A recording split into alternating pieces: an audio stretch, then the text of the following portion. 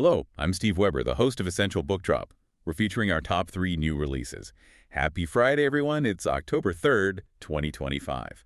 With me, as always, is my co-host and my bookworm sidekick, Cassandra. Good morning, Cass. Good morning. Ready to dive into some great new reads. Absolutely. We've got a really interesting mix today. First up, we're going behind the scenes of a film classic. Then we'll jump into some long-running satirical crime and finish with a pop star's tell-all memoir. Sounds fantastic. Where are we starting? With Hitchcock. We are. Let's get into Rear Window. The Making of a Hitchcock Masterpiece in the Hollywood Golden Age. It's by Jennifer O'Callaghan, and the genre is performing arts. Okay, Rear Window, a true classic. This book sounds like it's aiming to be the definitive story of how it got made. That's the idea, a real deep dive into the production. And, the book really emphasizes how the film forces you, the viewer, to confront your own voyeuristic side. Right, those darker impulses maybe. It really plays on that. And a key part of that is the bold structural choice Hitchcock made. Exactly. The whole thing shot from inside that one Greenwich Village apartment. Yeah, that limited point of view. Stuck there with Jimmy Stewart, looking out the window. It was a huge gamble for a major film. A gamble, but also maybe a bit of a clever dodge. Because you have to remember when this was made. Mid-50s. Oh, yeah.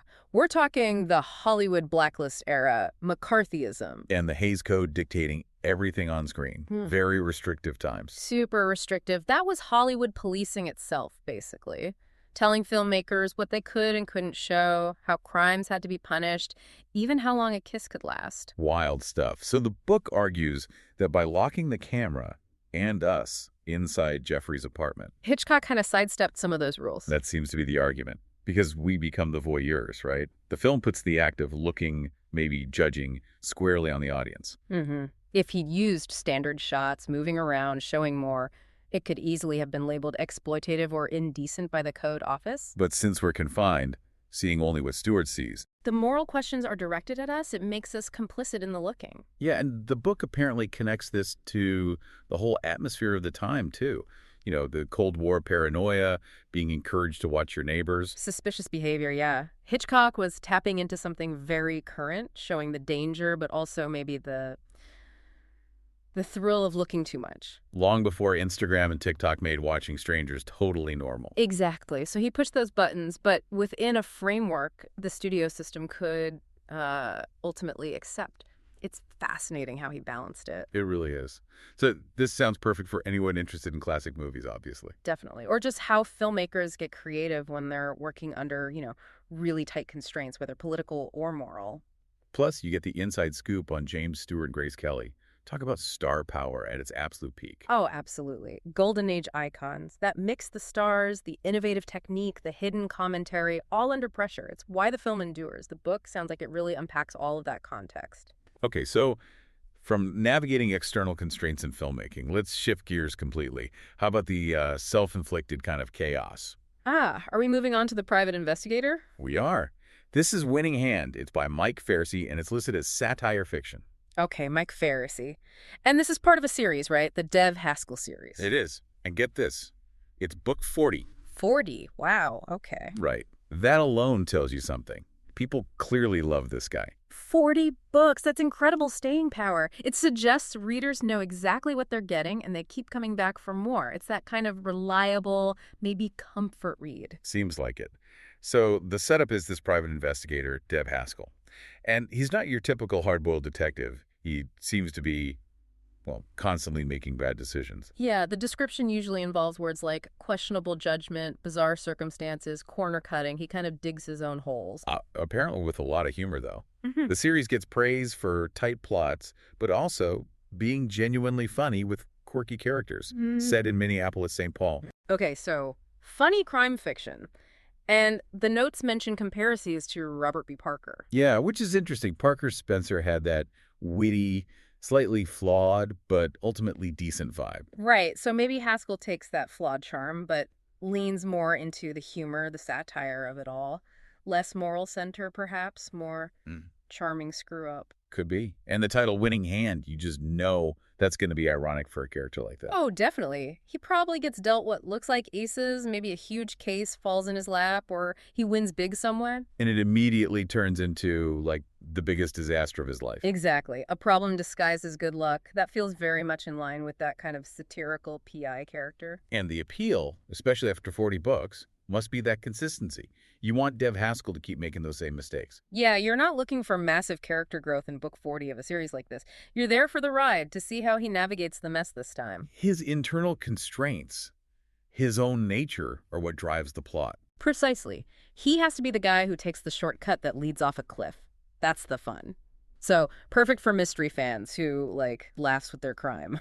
Or, if you're looking for a long series to get into, and you enjoy watching a charming character consistently choose chaos. 40 books proves it works for a lot of readers. Okay, so we've had external constraints chosen chaos. Let's move to our third book, which deals with the constraints of fame and the struggle to define yourself after massive early success. The Debbie Gibson memoir. That's the one. Eternally Electric, The Message in My Music. And this is genre-wise pop artist biography or memoir. Okay, Debbie Gibson, Electric Youth, all that. But the key thing the notes flag right away is pretty staggering. Go on. At 16, she became the youngest person ever to write, produce, and perform a Billboard #1 hit with Foolish Beat. That was 1988. 16, wow. Write, produce, and perform? Yeah. That's incredible talent and control at that age. Unbelievable. But that achievement is sort of the launching point for the memoir's main theme, which is the flip side. The price of that success. Exactly. The book apparently makes it clear this isn't just a glossy look back at being a teen pop star. She gets really candid. About what, specifically? Well, the description mentions serious struggles, anxiety, depression, financial issues that came later, even illness.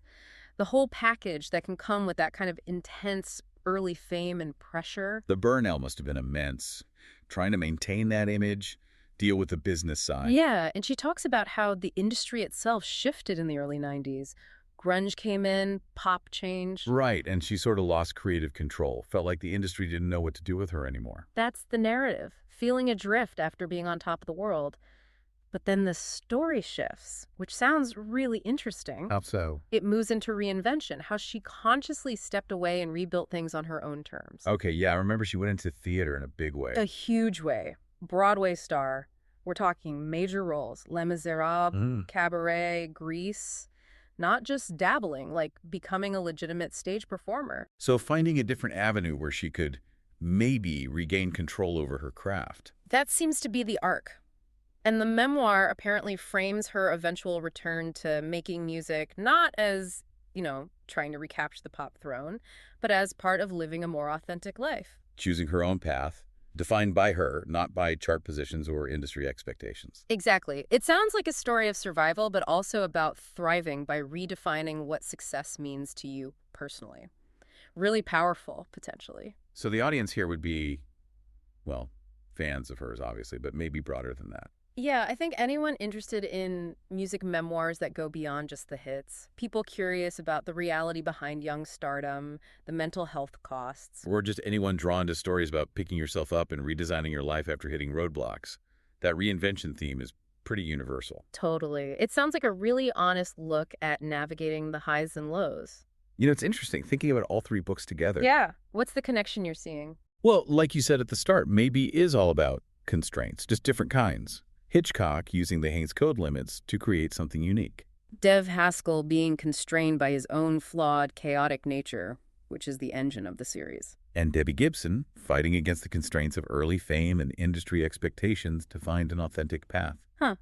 Yeah, it works. They all explore defining yourself or your work against some kind of pressure or limitation, whether it's external rules, internal flaws, or public perception. It shows how creativity, or even just survival sometimes, comes from pushing against those boundaries, or finding clever ways around them. Makes you think, doesn't it? What pressures are we pushing against, maybe without even realizing it, and how does that friction shape who we are or what we create? That's a deep thought to leave things on. Really interesting stuff in these books. Definitely 3 worth checking out, depending on what you're in the mood for. Well, thanks for joining us today. And if you want to take a look at any of these books, visit us at essentialbookdrop.com, and you'll have all the links right there. Cass, we'll do it again tomorrow. Looking forward to it. Bye, everyone. Until then, keep on opening new worlds with great new books. And whatever you do, remember this. When you read, Your mind becomes its own kingdom.